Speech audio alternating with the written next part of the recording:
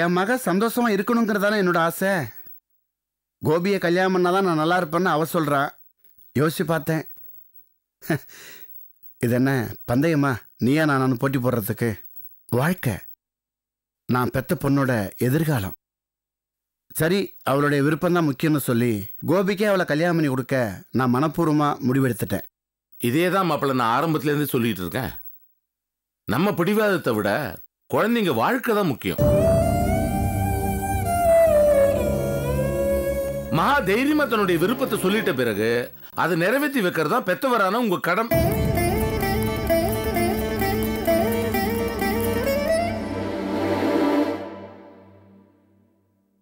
பெரியவங்க நாம நிறைய விஷயங்களை யோசிச்சுதான் சில முடிவுகளை எடுக்க வேண்டியிருக்கு இல்லையா?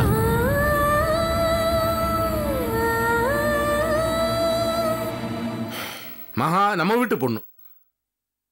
இந்த வீடு, இது வீட்டினுடைய பிரச்சனைங்க, நல்லது கெட்டது எல்லாம் அவளுக்கு மட்டும்தான் தெரியும். எதிர்காலத்தில் கோபியினுடைய கடமைகள் என்ன, பொறுப்பு என்ன, அவளுக்கு மட்டும்தான் தெரியும். நீங்க சொல்றது 100க்கு 100 சரிண்ணே. என் மகங்கிறதுக்காக நான் இதை பெருமைக்கு சொல்லல. இந்த வீட்டுக்கு ஏத மருமக மகாதானே. அவ கோபிக்கிட்டே பிறந்தவண்ணே. சரியா சொன்ன புஷ்பா.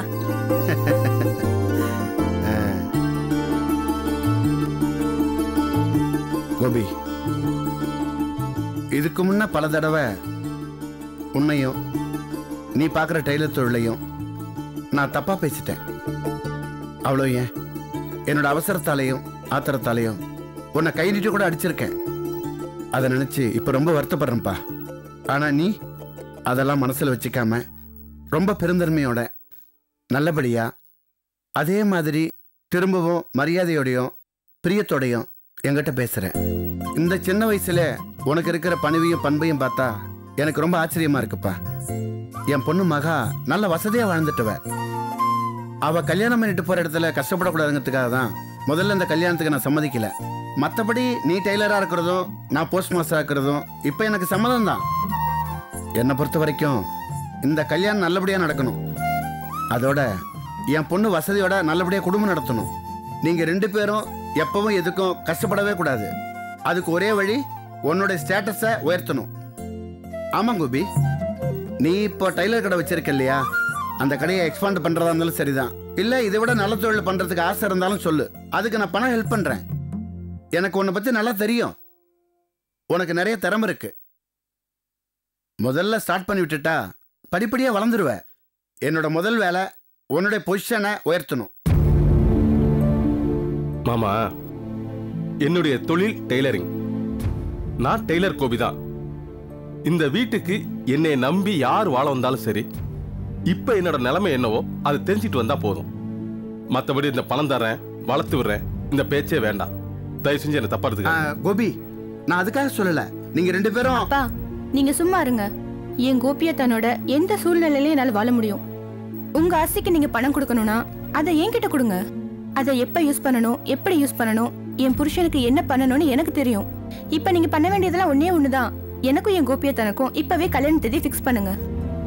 ஆமாண்ணே, தேதியை குறிச்சிட்டா நல்லது தானே. ஆமா மச்சான், ஜோசியத்தை கேட்டு ஒரு நல்ல டேட்டா பார்த்து ஃபிக்ஸ் பண்ணுங்க. அப்பா கொஞ்சம் வாங்க.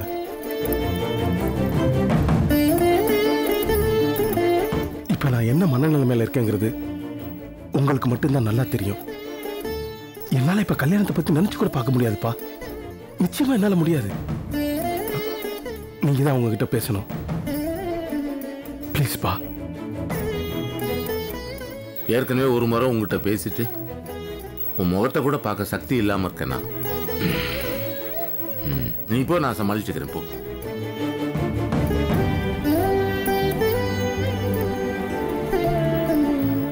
மச்சான், கோபி கல்யாணத்துக்கு சம்மதிச்சிட்டானா? ஐயா, அவன் மனசுல 1000 பிரச்சனைங்க அவன் அரிச்சுக்கிட்டு இருக்கு. எல்லாத்தையும் எச்சு முழுங்குற மாதிரி முழுங்கிட்டு சிரிச்சாப்புல முகத்தை வச்சுக்கிட்டு அங்கேயும் தெரிஞ்சுக்கிட்டு இருக்கான். அதுக்கெல்லாம் மச்சான், காலகாலத்தில் கல்யாணம் ஆயிடுச்சுன்னா அவன் மனசு கஷ்டத்துல இருக்காங்க. மேற்கொண்டு துன்பப்படுத்த என்னால முடியாது. தயவு செஞ்சு புரிஞ்சுக்குங்க. அவன் மனசுல என்ன இருக்குன்னு உங்களுக்கு புரியாது. என்ன பிரச்சனை? கல்யாணம் தான். கல்யாணம் தான் என்ன, காமு கல்யாணம். அதுக்கு முன்னாடி நடந்த மகேஷ் கல்யாணத்துல வந்த பிரச்சனை, பண பிரச்சனை, தொழில் பிரச்சனை. மகா, நான் உனக்கு கல்யாணம் பண்ணி வைப்பேன் கோபியோட உனக்கு நம்பிக்கை இருக்கு இல்லையாமா? இருக்கு மாமா. அப்ப அது காலாகாலத்துல நடக்கும். எப்ப நடக்கும்னு அதை நான் முடிவு பண்றேன். தயவு செஞ்சு கொஞ்சம் அமைதியா இருங்க. விடுங்க இதோட.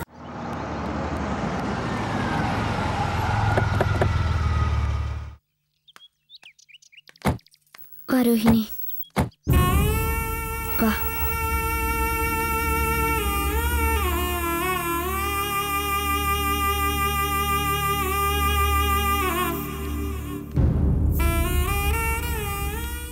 ரோஹிணி, உனக்கு அப்பாவோட நிலைமை நல்லாவே தெரியும். அவர் மனசு கஷ்டப்படுற மாதிரி நீ நடந்துக்க கூடாது. சரிக்கா. அவர் ஏதாவது அப்செட் ஆகி பேசினா கூட நீ அவருக்கு தைரியம் சொல்ற மாதிரி பேசணும். நீ பேசுறது அவருக்கு ஆதரவாகவும் தெம்பாவும் இருக்கணும். வா.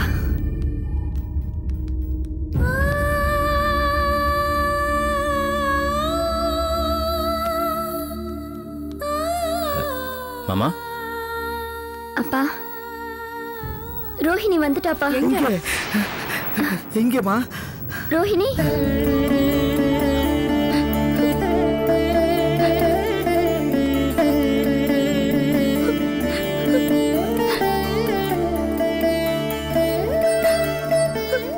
வாடா. என்ன மன்னிச்சிருங்கப்பா. தயவு செஞ்சு என்ன மன்னிச்சிருங்கப்பா. இனிமே நான் எந்த தப்பு பண்ண மாட்டேன்ப்பா. என்ன மன்னிச்சிருங்கப்பா.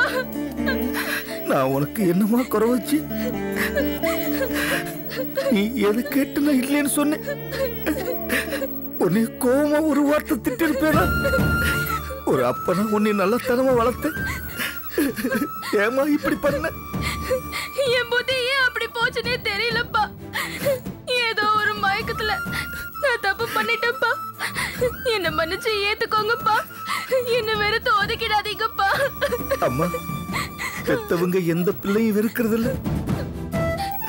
அவங்க மேல எவ்வளவு கோவம் இருந்தாலும் நல்லாத்தான் வளர்க்கணும்னு நினைப்பாங்க. ஆனா நீங்க அவங்கள தவறா புரிஞ்சுக்கிட்டு இப்படிப்பட்ட காரியத்தை பண்ணிடுறீங்க. சாரிப்பா. என்னாலதான் உங்களுக்கு இப்படி உடம்பு முடியாம போயிடுச்சு. ஒண்ணு இல்லம்மா, மனசு கொஞ்சம் உடைஞ்சிருச்சு. ஒரு நல்லவனோட போயிருந்தா கூட நான் சந்தோஷப்பட்டிருப்பேன். போய் அந்த அயோக்கியனோட போயிருக்கே. உங்க அண்ணனுக்கு தான் இப்படி புத்தி போய் அவனோட சுத்திக்கிட்டு தெரிஞ்ச நீ அவனை முழுசா நம்பிக்கைய.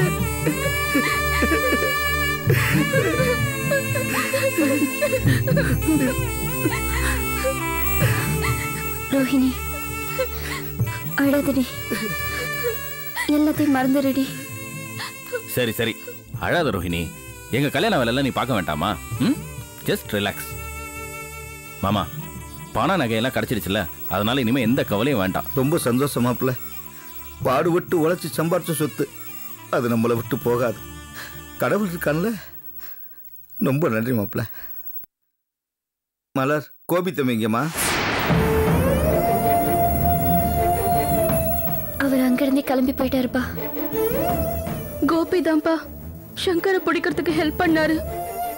ஆமாப்பா, அந்த சங்கரை பிடிச்சது கோபி தான்ப்பா. நான் அவரை என்னவோ நினைச்சேன். ஆனா இந்த அளவுக்கு நல்ல மனுஷனா இருந்திருக்காரு. இவ்வளவு தூரம் மெனக்கட்டு நம்மளுக்காக எப்படி ஒரு உதவி பண்ணியிருக்காரு.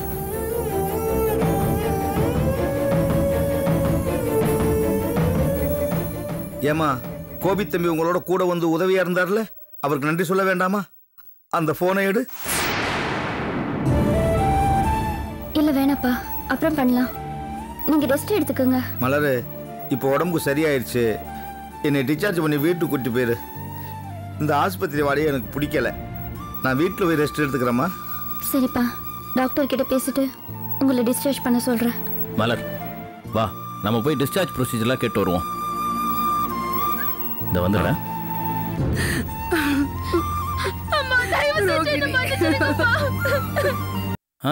நீங்க எல்லா டாக்குமெண்ட்ஸ் ரெடி பண்ணி வைங்க. நான் உடனே கிளம்பி வந்துடுறேன். Very good. ஓகே ஓகே, நான் வந்துடுறேன்.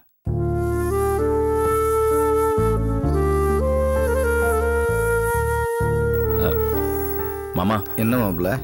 ஆஃபீஸ்லேருந்து அர்ஜென்ட்டாக ஒரு காலு. நான் கிளம்பணும். எப்பவுமே நீங்கள் பிஸி தான். என்ன மாமா பண்றது? இந்த வயசுல தானே ஓட முடியும், இந்த வயசுல தானே சம்பாதிக்க முடியும், நம்மள நாமே வளர்த்துக்க முடியும். கரெக்டாக சொன்னீங்க. என்னால் உங்களுக்கு நிறைய தொந்தரவு. அப்படிலாம் இல்லை மாமா. நிறைய நாள் வேஸ்ட் பண்ணிட்டீங்க. என்ன மாமா இப்படி சொல்றீங்க? இந்த வீடும் என் வீடு தான், இந்த வேலையும் என் வேலை தான். சரி.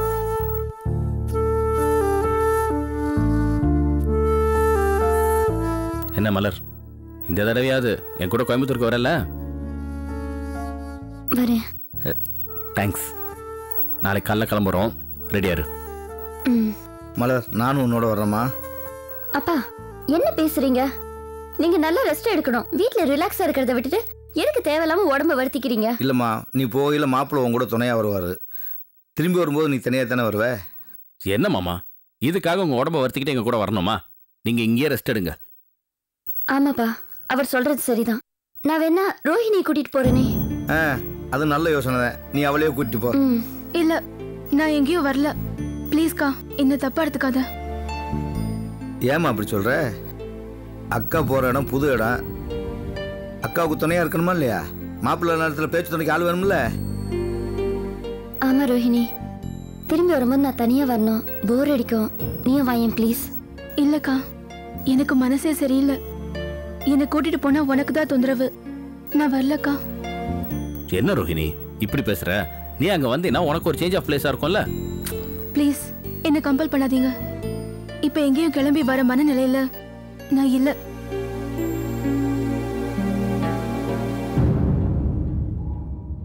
ப்ளீஸ் தப்பா எடுத்துக்காதீங்க.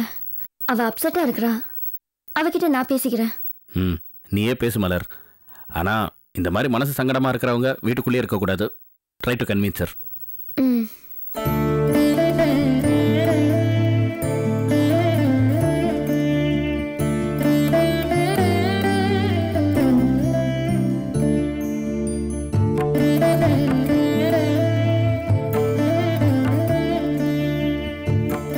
என்ன ரோஹிணி, இவ்வளவு பிடிவாதமா வரமாட்டேன்ற? என்னால எதுவும் மறக்க முடியலக்கா. உன் பிரச்சனை என்னன்னு எனக்கு தெரியும். அதெல்லாம் மறக்கிறதுக்கு தானே நான் உன்னை கூப்பிடுறேன். நீ இப்படியே இருந்தனா ரொம்ப டிஸ்டர்ப் ஆயிடுவ. அதுக்காக தான் நான் சொல்றேன் ரோஹிணி. அது அவ்வளவு லேசா என்னால மறக்க முடியலக்கா. கண்ணை மூடுனா அவ முகம்தான் என் ஞாபகத்துக்கு வருது. கூடவே ஆத்திரமா வருது. வெளியே சொல்ல முடியாத அளவுக்கு குற்ற உணர்ச்சியா இருக்குக்கா. இத நான் எப்படி உன்கிட்ட சொல்றதுன்னு எனக்கு தெரியலக்கா. மனசுக்குள்ளே ரொம்ப புழுகிட்டு இருக்க. ரொம்ப வேதனையா இருக்குக்கா. என்னோட பிரச்சனை என்னன்னு உனக்கு முழுசா தெரியாது. என்ன ரோஹிணி சொல்ற?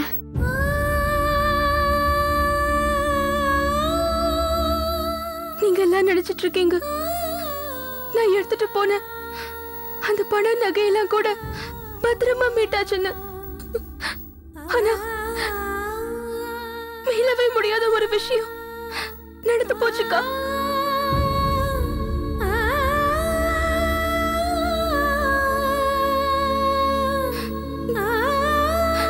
அந்த துரோகியை நம்பி நான் என்னையே இழந்துட்டேன்க்கா.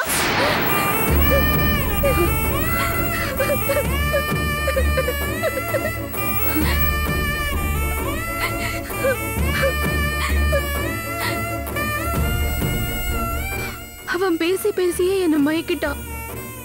இப்போ அவன் இல்லாம போயிட்டான்.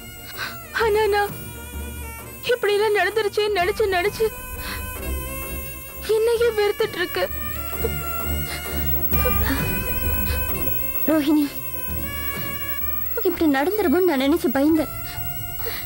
அதே மாதிரி நடந்துருச்சு. நடந்து முடிஞ்சது எதையுமே நம்மளால மாத்த முடியாது.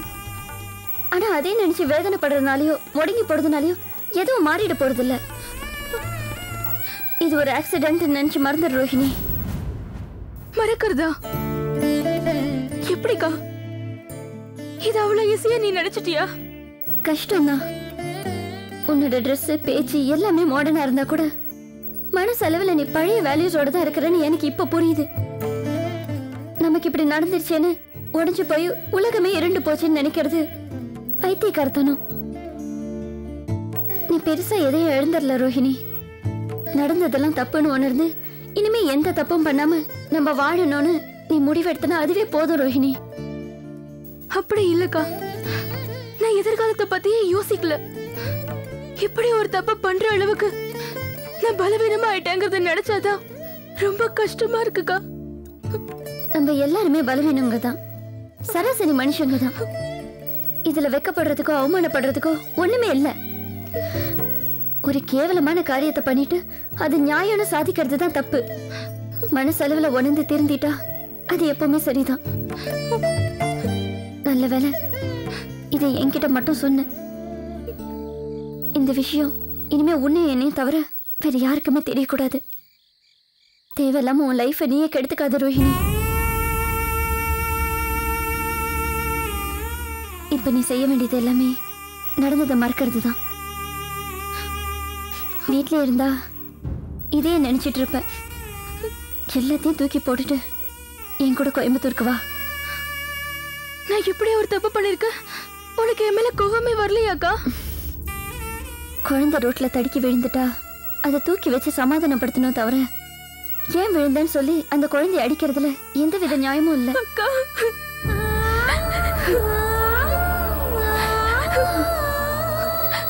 கவலைப்படாம எல்லாத்தையும் மறந்துட்டு தூங்கு ரோஹிணி.